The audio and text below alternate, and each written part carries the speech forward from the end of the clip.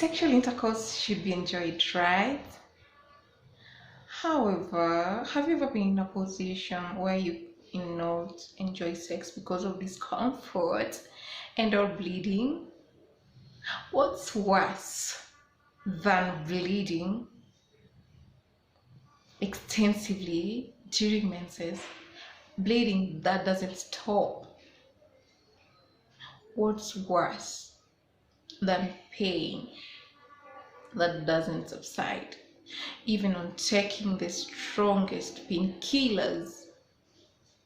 But did you know that these symptoms can be prevented? I bet you don't. But through this, we're going to get to know. Welcome to my YouTube channel. I am Vera Cervix. I run advocacy campaigns on creating awareness on cervical cancer. I'm a clinical officer working for CEP Kenya in prevention of mother-to-child transmission of HIV. Welcome. So our today's topic is early warning signs of cervical cancer. For cervical cancer is a type of cancer that affects the cells of the cervix. Cervix is the lower end of the uterus that forms a canal between the uterus and the vagina. We can see it from here. I don't know if this could be clear. The point where I'm pointing is the uterus. On the lower end is where cervix is located.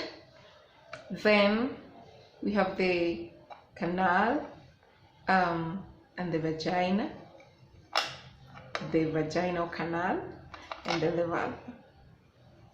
Right? So this is where cervix is located. Now, the first symptom of cervical cancer is one, vaginal bleeding. Vaginal bleeding can be intermenstrual bleeding. Intermenstrual bleeding is bleeding that occurs in between menses. After having your menses, up to the next time you're having your menses, you could be experiencing spotting. And also, this menstrual bleeding, your menstrual bleeding could be heavier and longer than normal. Secondly, you could experience vaginal bleeding after having sexual intercourse or even during sex. Secondly, you can experience vaginal discharge. This vaginal discharge could be watery or bloody, and it could be smelling. It will have some odor. You could also be experiencing discomfort during sex or dyspareunia. Dyspareunia is painful sex. You can also have abdominal pain, low abdominal pain, pelvic pain, abdominal bloating, and also excessive fatigue. However, these symptoms can mimic other conditions. So before you say that it's cervical cancer, you should get to your nearest health facility, get screened, and then you will know the exact cause of the symptoms. When you come to the health facility, you will be screened. You can be screened for using HPV. HPV test can be done.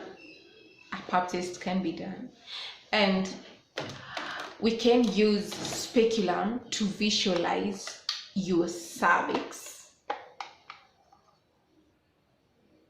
so that we do a test called VIA,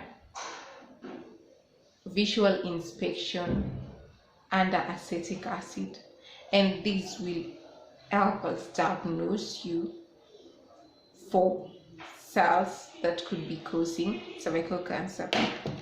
Remember, when you come to the facility early, it can be treated and managed early. The earlier you get screened, the better you make decisions that will in turn make your life be better. So let's run this together. Let's end cervical cancer. Let's get screened for cervical cancer.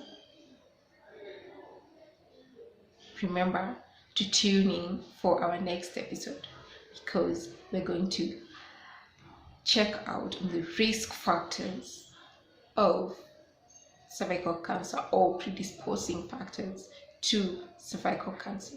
Remember, this is the place for all of us to learn. Bye for now. Till next time. Bye.